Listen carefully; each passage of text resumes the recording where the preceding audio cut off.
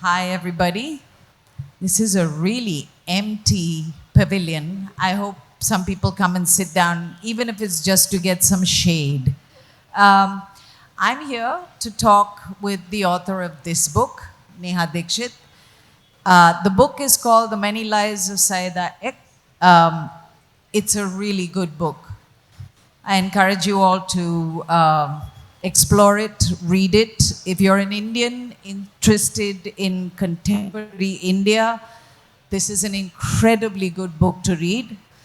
Neha, like they introduced, is a journalist who worked, I guess, with the main and is now a freelancer and spent about 10 years doing the research for this book, which very briefly is the story of a working class Muslim North Indian woman and simultaneously the story of the last 30 years of India's history. Just a very quick question about your process, because you're a journalist, you're not a writer. So tell me what that was like. Thank you so much, Miriam. If any of you sitting there want to come closer, it will be മുന്നോട്ട് nice. വന്നിരിക്കുന്നോ നിങ്ങൾ അല്ലെ അവിടെ തന്നെ ഇരിക്കാൻ പോണേ ഉള്ളോ? It'd be nice if you all came in. Yes. കേൾക്കാനും ഇച്ചിരി easier. We should carry on. Nobody's asking questions. Okay. So I've said this many times. For this book, essentially, what really helped me was that because I'm an independent journalist, a lot of times, I just want to say that I think it has made me a better person because you can actually keep going back to things, to stories that you want to do. And in a lot of times, in old school journalism, we were taught that there has to be a follow-up to the stories that one does. Yeah. And so there was possibility for me to do that. I had done a couple of stories on sexual violence in India, particularly after 2012 anti-rape movement, because before that, when we would pitch stories on sexual violence in the mainstream media, there was a sense of dismissiveness, and we were always told that these are bleeding heart stories, and it was so normalized that there was no scope to do that.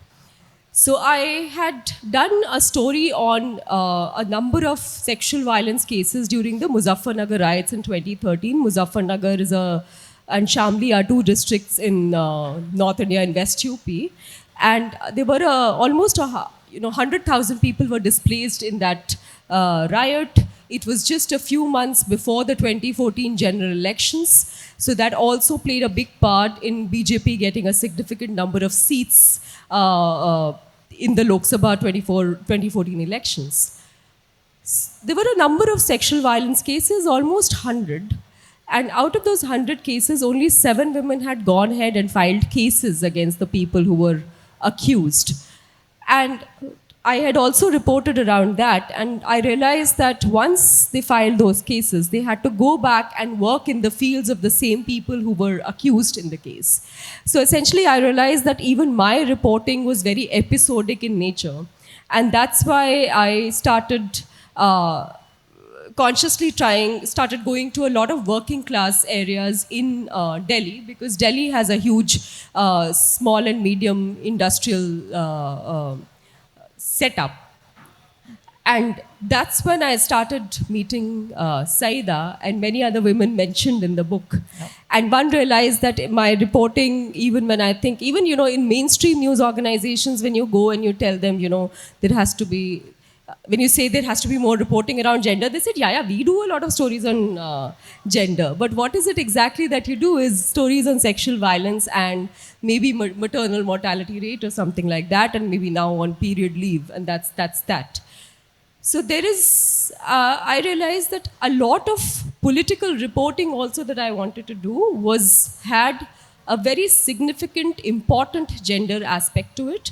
And when I met Syeda, I realized that every possible thing that one talks about when we talk about the socio-political situation of India in the last 30 years, they're very much part of the lives of somebody like Syeda and many other women who live with her, who have been displaced by either majoritarian violence, communal violence, sectarian violence, caste violence, gender violence.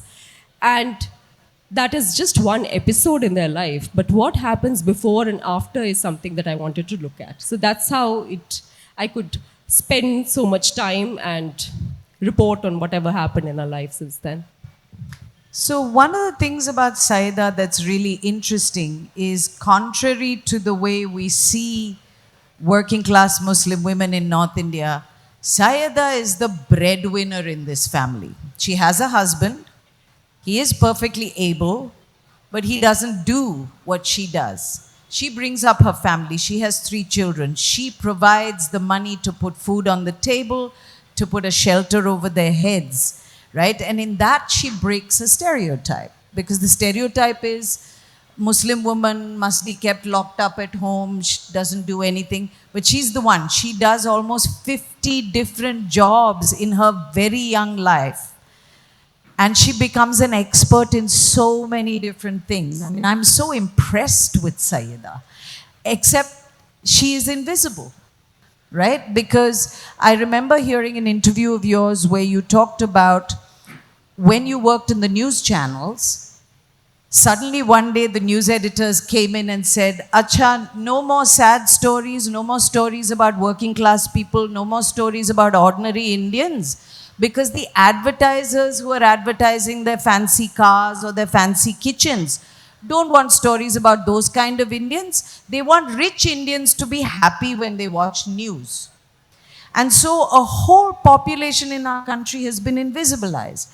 So, which is why the joy of this book, because Syeda is looked at in all the splendor and horror of her life. And she has equal amounts of splendor and horror.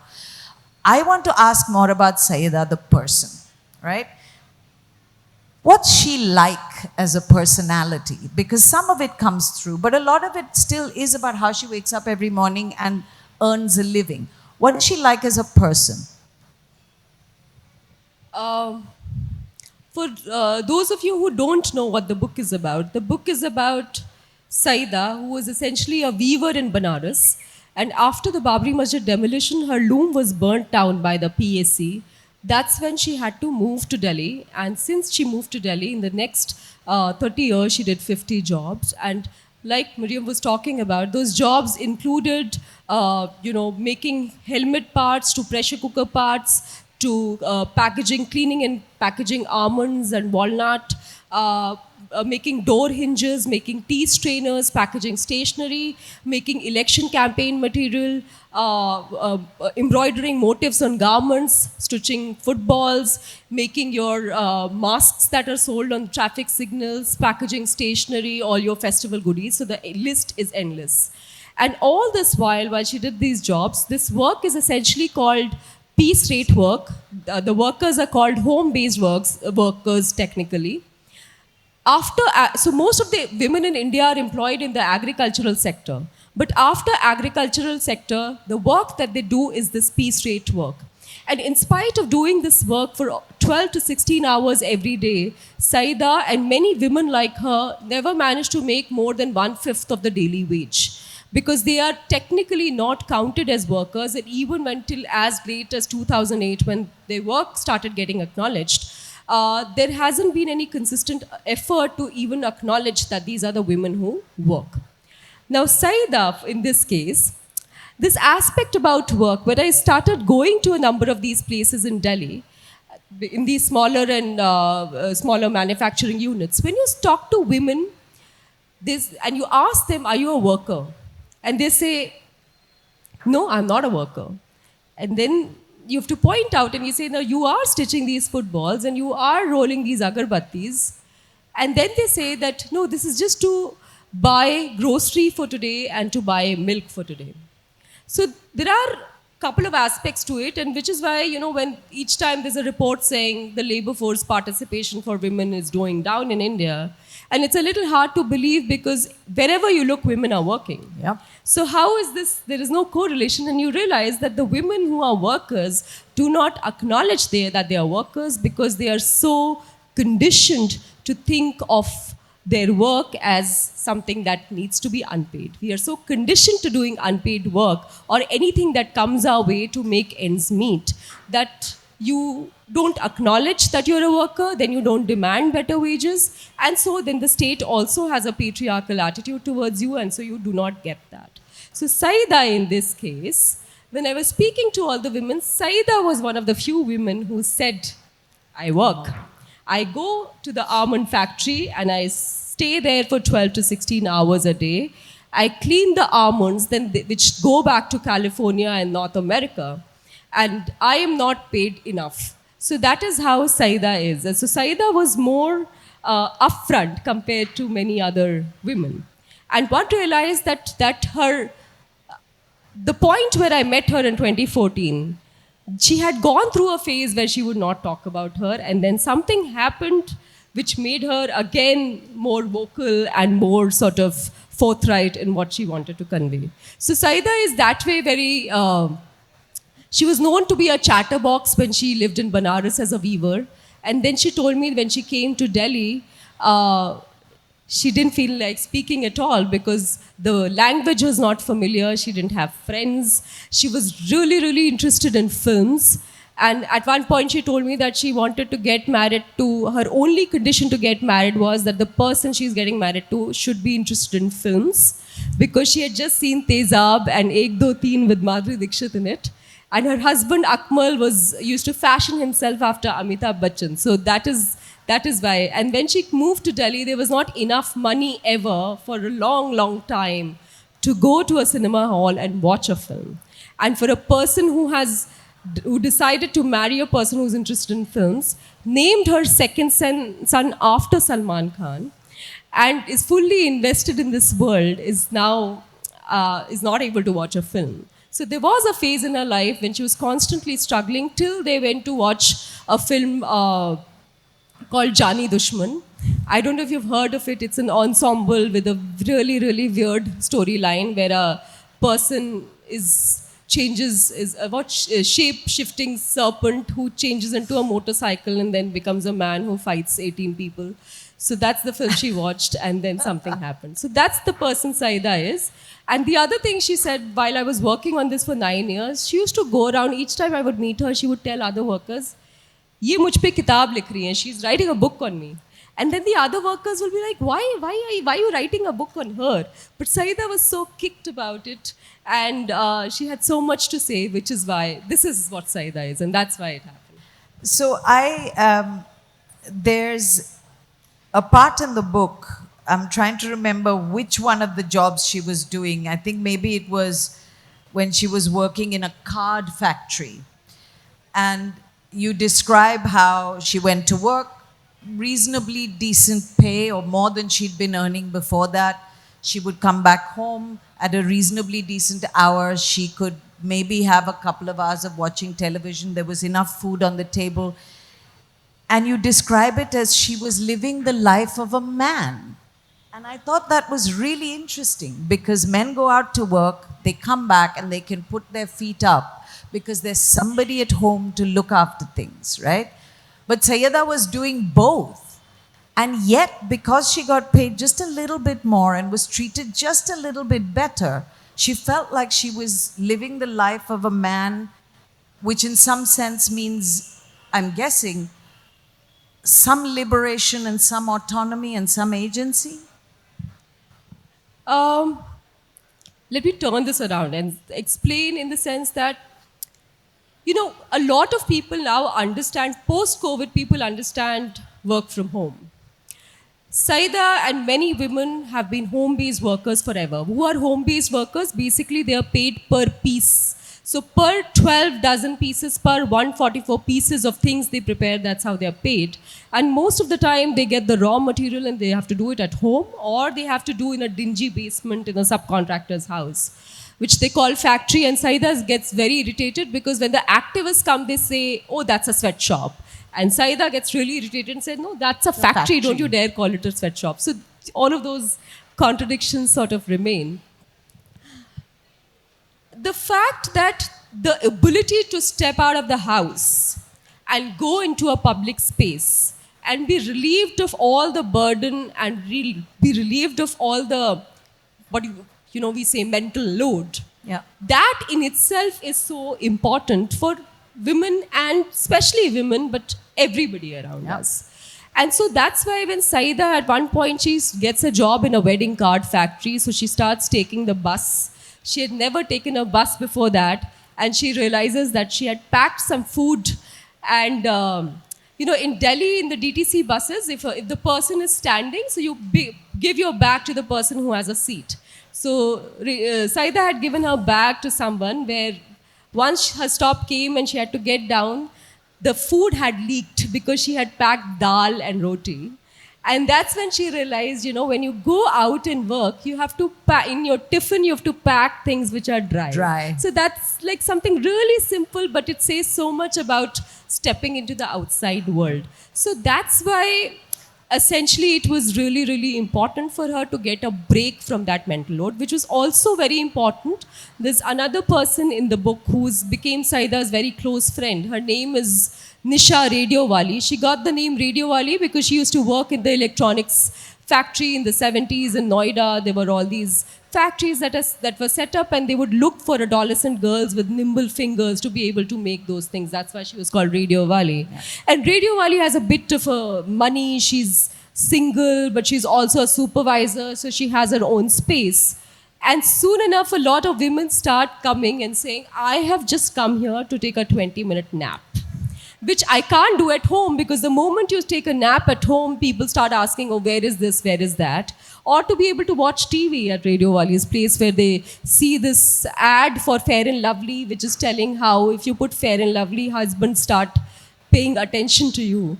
And they joke about it a little bit. So all these things. So the possibility of having a space away from home is something that gives you so much space to think and just be relieved of all the burdens that you're carrying. Yeah.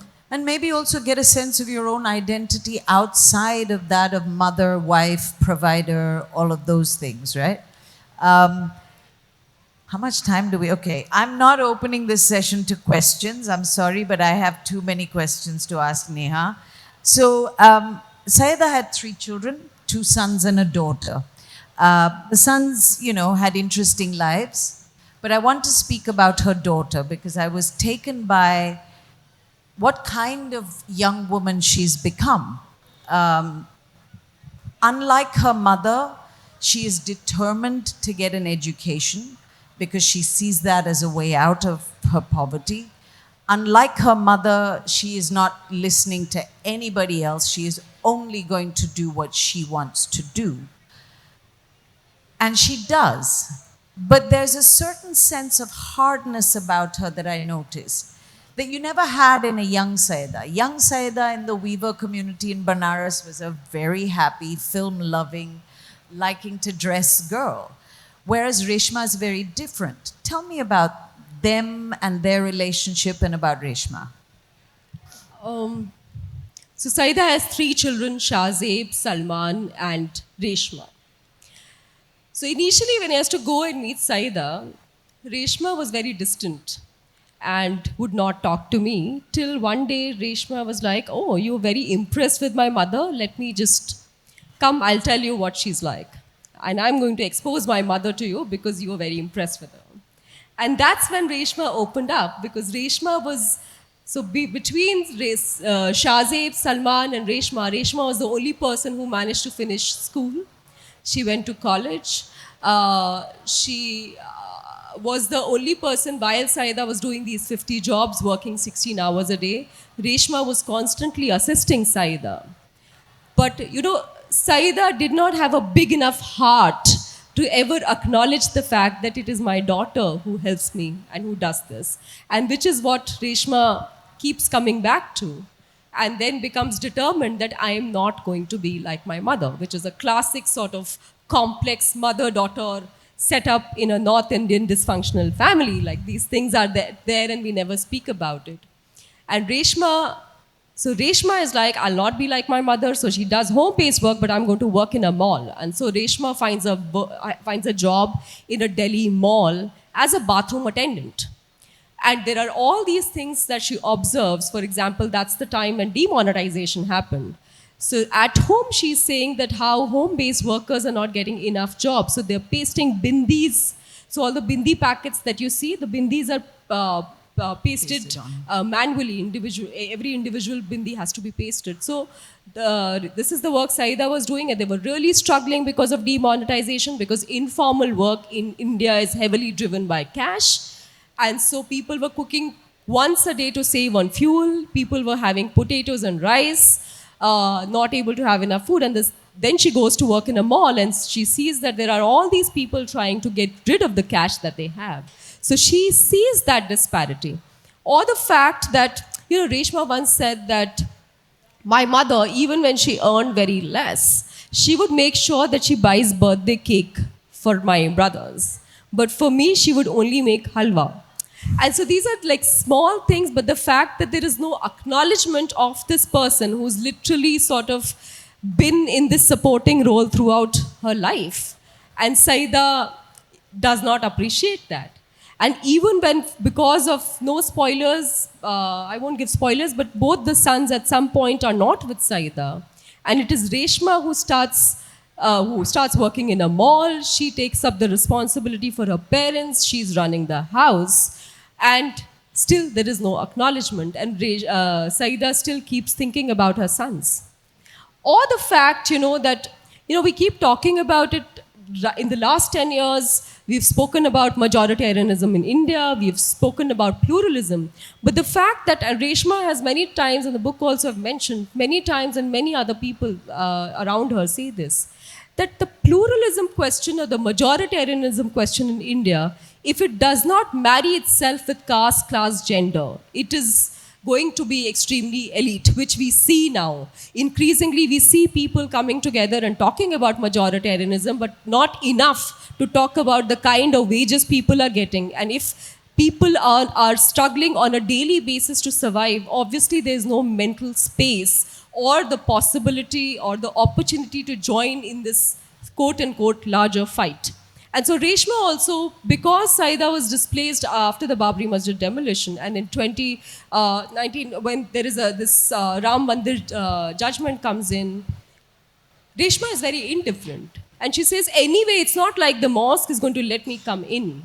So for her, for the people sitting above, they think that there's a very homogeneous idea about the fight with majoritarianism. But somebody like Reshma, who's young, who's a mall worker, who's only still getting, even after formalization of work, she's still getting 9,000 rupees per month. And I advise everybody to do this exercise, because if you go to an Indian mall and you try and ask if there's a canteen for a worker, most of the time you wouldn't find one. And so Reshma, who gets 9,000 rupees a month and does not, and forgets to take pack her tiffin to the mall, she has to either spend 60 rupees to buy that burger, which they're not allowed to share, or go hungry the whole day. So coming back to this, the whole formalization of work or the larger talk about, majoritarianism is not something relevant to Reshma in her life. She is more concerned about how am I able to do that, how will I be able to do that computer course and not marry the person that my mother has chosen and be at least acknowledged in my life. So these are the things that are really, really important to someone like her. So that's what Reshma is. And Reshma is like, so Syeda, North India anyway, everybody has very, a lot of chauvinism about the place that they come from. So Syeda is like, I am from Banaras and we are so polite and we talk like this. And these Dilliwalas, they have no manners and they don't know how to talk. And Reshma is like, I am Dilliwala, I'm going to talk like that. So that really, really irritates her mother. So Reshma is always like, okay, whatever you say, I'm going to do the opposite. And that's how she is. And on that note, a story of two women, very different from each other, but both very strong, both doing the work that needs doing, and yet unacknowledged and invisibilized. I hope that's different here in Kerala. And thank you so much, Neha. Please go out and get this book. One, to understand the women in your nation, but two, to understand the way our nation's changed in the last 30 years. It's a really good book. Thank you. Thanks, everybody. Thank you so much. Thank you, Miriam.